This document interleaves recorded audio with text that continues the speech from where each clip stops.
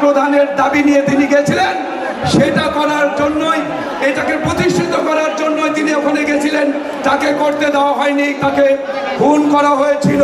তো আমাদের দেশের প্রধানমন্ত্রী নরেন্দ্র মোদীজির সংকল্প, আমাদের দেশের স্বরাষ্ট্রমন্ত্রী অমিত শাহজির সংকল্প যে আমরা ৩৭০-৩৫-এর এ ধারা আমরা তুলে দেব।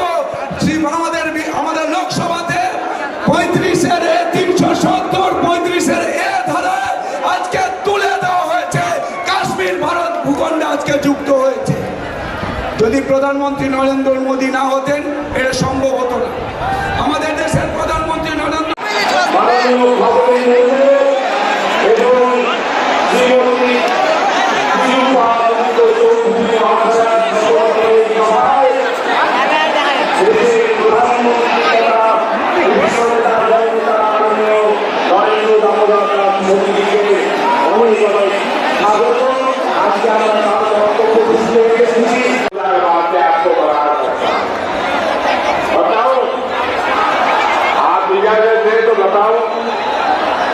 क्योंकि आपका उत्साह इतना है कि पीछे सुनना ही मुश्किल हो रहा है।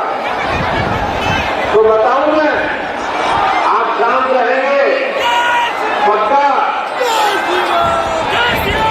बंगाल के 50 लाख से ज्यादा किसानों के खाते में